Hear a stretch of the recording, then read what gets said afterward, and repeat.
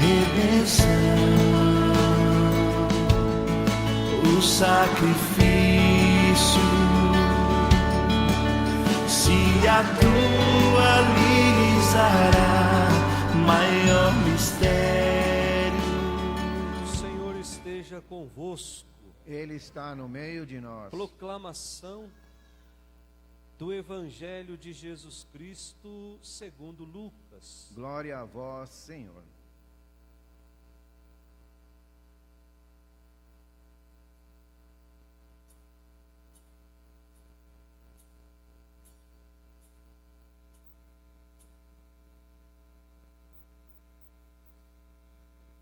Naqueles dias, Maria partiu para a região montanhosa, dirigindo-se apressadamente a uma cidade da Judéia. Entrou na casa de Zacarias e cumprimentou Isabel. Quando Isabel ouviu a saudação de Maria, a criança pulou no seu ventre. Isabel ficou cheia do Espírito Santo. Com um grande grito exclamou: Bendita és tu entre as mulheres, e bendito é o fruto do teu ventre. Como posso merecer que a mãe do meu Senhor me venha visitar? Logo que a tua saudação chegou aos meus ouvidos, a criança pulou de alegria no meu ventre. Bem-aventurada aquela que acreditou, porque será cumprido o que o Senhor lhe prometeu. Então Maria disse: A minha alma engrandece o Senhor, e o meu espírito se alegra em Deus, meu Salvador, porque olhou para a humildade de sua serva. Doravante todas as gerações me chamarão bem-aventurada, porque o Todo-Poderoso fez grandes coisas em meu favor. O seu nome é santo, e a sua misericórdia se estende de geração em geração a todos que o temem. Ele mostrou a força de seu braço, dispersou os soberbos de coração, derrubou do trono os poderosos e elevou os humildes. Encheu de bens os famintos e despediu os ricos de mãos vazias. Socorreu Israel, seu servo, lembrando-se de sua misericórdia, conforme prometera aos nossos pais, em favor de Abraão e de sua descendência para sempre. Maria ficou 3 meses com Isabel, depois voltou para casa. Palavra da salvação. Glória a vós, Senhor. Que as palavras do Santo Evangelho perdoem os nossos pecados. Amém. Podemos sentar.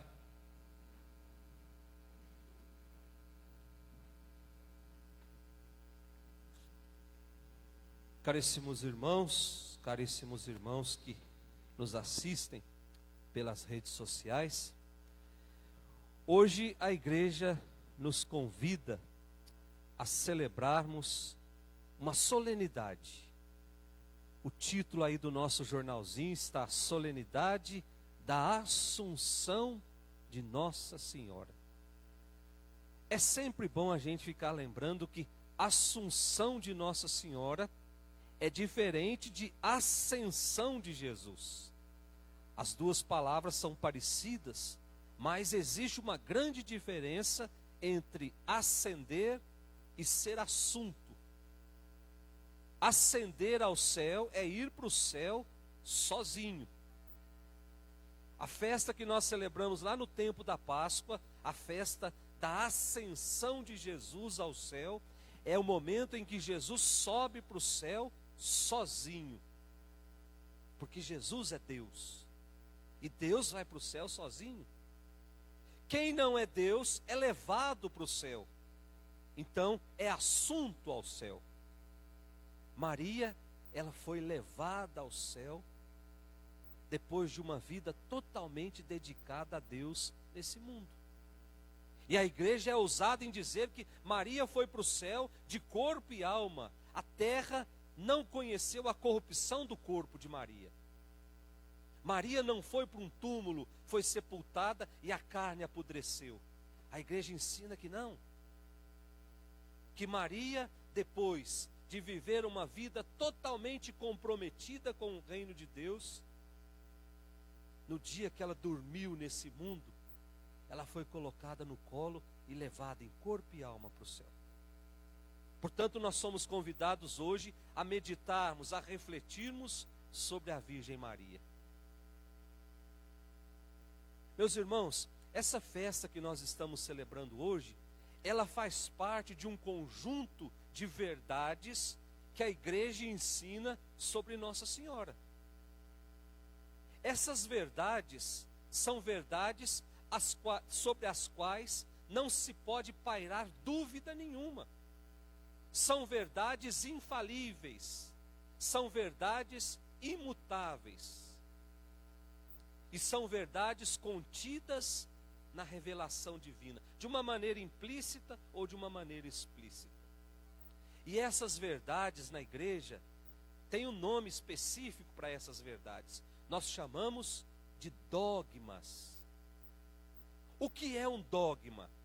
Senão uma verdade absoluta, sobre a qual não se paira dúvida nenhuma. Então, o cristão católico, apostólico romano, que não acredita em dogma, não pode se dizer cristão católico. Porque dogmas são verdades que não se mudam.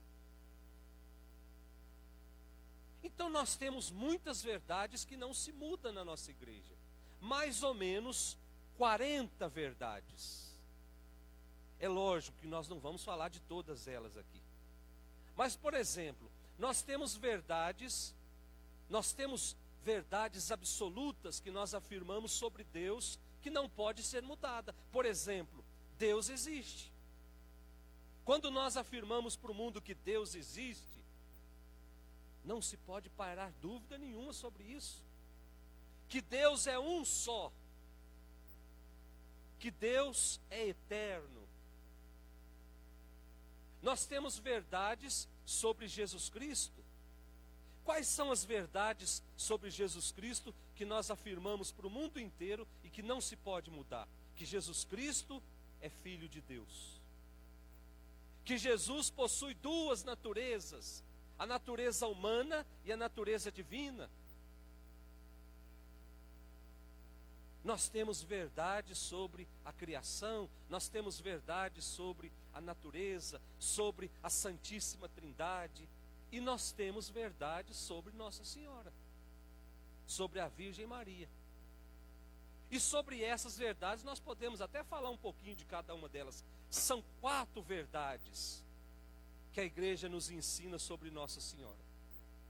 E a primeira verdade foi proclamada no ano de 431, portanto, há mais de 1.600 anos atrás. E essa verdade foi proclamada num concílio, numa reunião de bispos, chamada Concílio de Éfeso, ano 431 depois de Cristo. E o que afirma essa verdade? Que Maria, ela é a mãe de Deus. E os bispos até usaram um termo em grego para dizer que Maria, ela é a Theotokos, a mãe de Deus. Portanto, uma verdade que não se questiona. Se Jesus é Deus, Maria é a mãe de Deus. Passado alguns anos, bastante tempo, no ano de 1555, se proclamou mais uma verdade sobre Nossa Senhora, no Concílio de Trento, em que os bispos reunidos disseram assim: Maria, ela foi virgem antes do parto, durante o parto e depois do parto. Maria permaneceu sempre virgem. A virgindade perpétua de Nossa Senhora. Depois, passado mais alguns anos, ano de 1854, o Papa Pio IX, ele diz o seguinte: se Maria, ela é a mãe de Deus, se Maria foi virgem antes, durante e depois do parto, então o corpo de Maria não conheceu o pecado. Em Maria não existe pecado. E pecado é mancha. Em Maria não existe a mancha do pecado. E a tradução de mancha em latim é mácula. Então o concílio disse o seguinte: Maria, ela é, ou melhor, o Papa disse o seguinte: Maria, ela é sem a mancha do pecado. Portanto, Maria é imaculada. Em Maria não existiu a mancha do pecado. E depois, no ano de 1950, portanto, há poucos anos atrás, o Papa Pio XII disse o seguinte: então, se Maria, ela é a mãe de Deus, se Maria foi virgem antes, durante e depois, se Maria não conheceu o pecado, a terra não pode consumir o corpo físico de Maria. O lugar de Maria é no céu. Então, Maria dorme nesse mundo e aí ela é colocada lá no céu. No final da sua vida, Maria foi elevada de corpo e alma para a glória celeste. A festa que nós estamos celebrando hoje, ou melhor, a solenidade que nós estamos celebrando hoje. Primeira leitura que nós ouvimos foi tirada lá do livro do Apocalipse. Nós sabemos já que quem escreveu o livro do Apocalipse, o último livro da nossa Bíblia Sagrada, quem escreveu esse livro foi o evangelista São João. Por isso que a gente fala Apocalipse de São João. E quando João escreveu o livro do Apocalipse, já tinha passado mais ou menos 80 anos que tinha acontecido aquele evento, paixão, morte e ressurreição de Jesus. A igreja estava nascendo. A igreja de Cristo tinha apenas 80 anos. E nós sabemos que o primeiro século depois de Cristo foi um dos piores séculos para a igreja. Foi o século em que aconteceu as grandes perseguições contra a igreja de Cristo. Não se podia dizer que era seguidor de Jesus, porque o fim era o mesmo dos 12. Todos morreram de forma violenta por professarem a fé em Jesus. Então o evangelista João, ele precisava animar as comunidades, escrevendo cartas para que essas comunidades perseverassem firmes, mesmo diante da tribulação. Só que João era muito inteligente. Ele não podia escrever abertamente.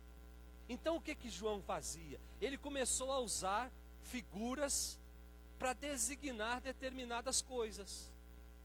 E quem perseguia a igreja sempre era apresentado como figura de um animal. Designava pessoas, mas os animais sempre eram usados para designar aquelas pessoas que perseguiam a igreja. E hoje ele usa uma figura, a figura de um dragão.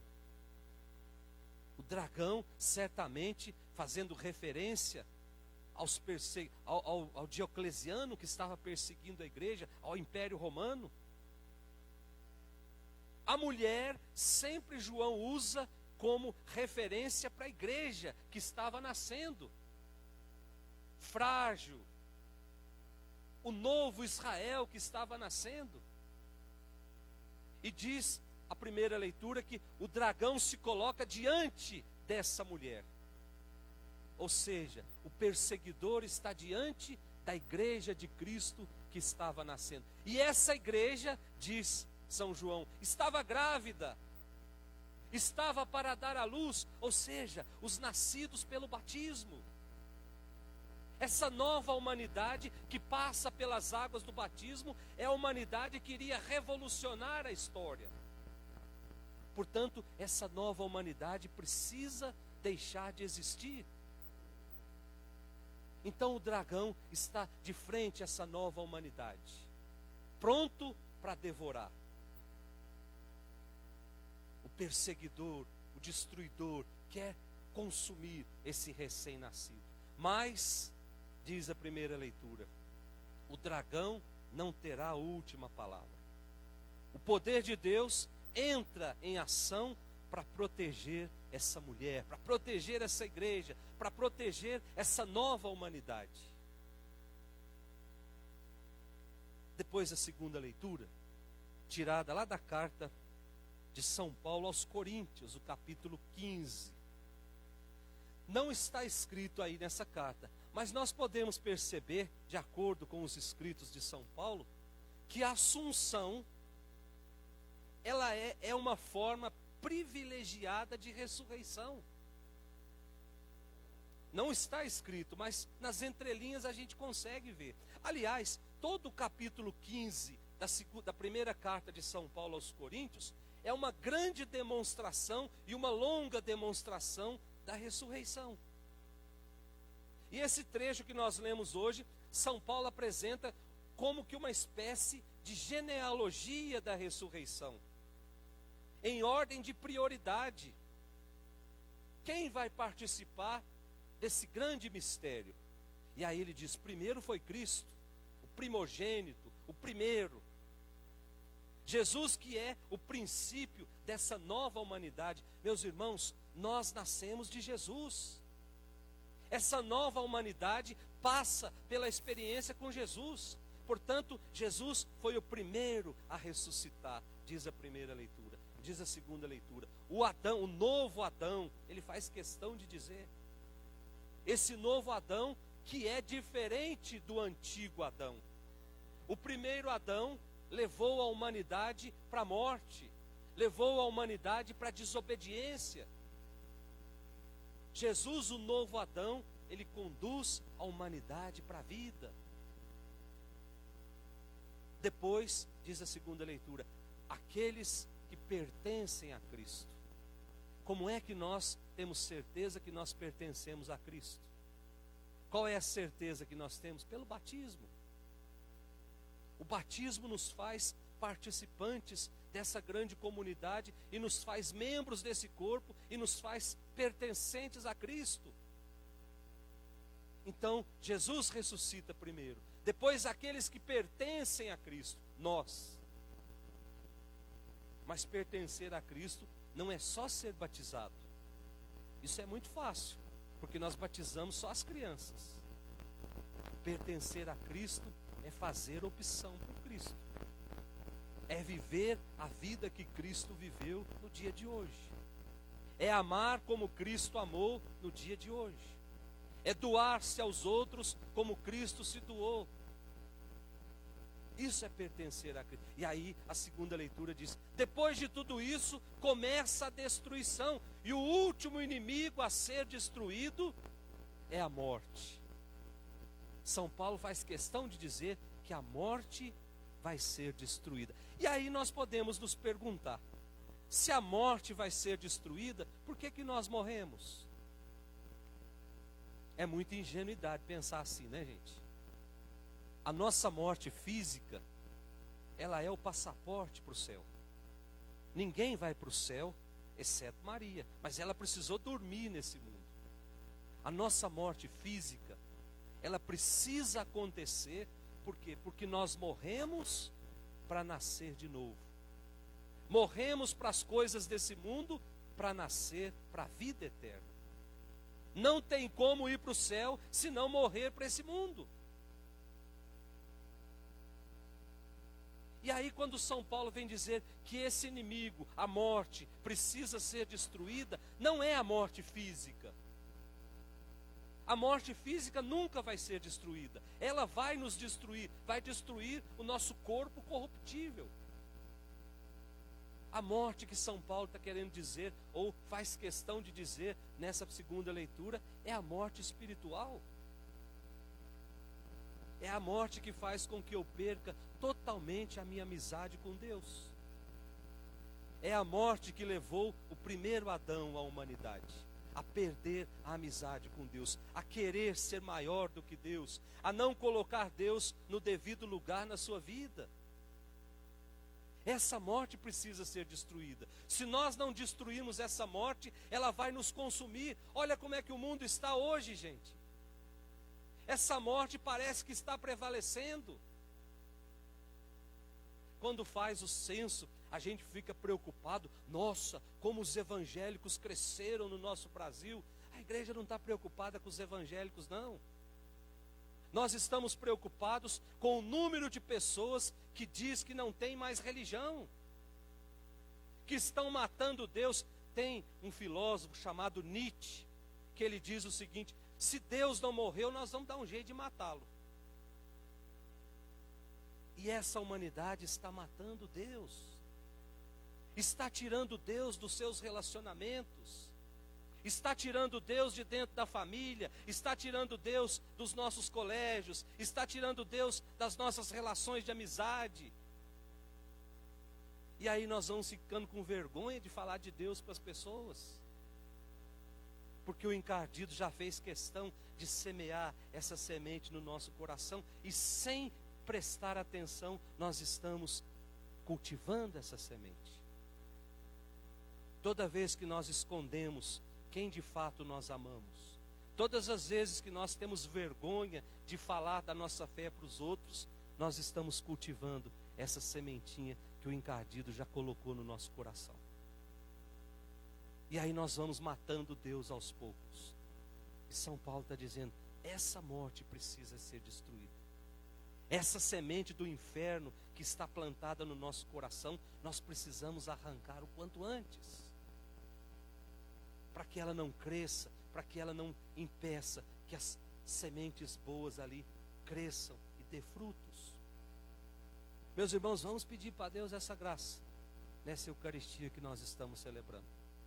Que tenhamos a coragem de deixar Deus ser Deus na nossa vida. Que nunca frustremos os planos de Deus para a nossa vida. Louvado seja nosso Senhor Jesus Cristo. Vem Espírito, habita.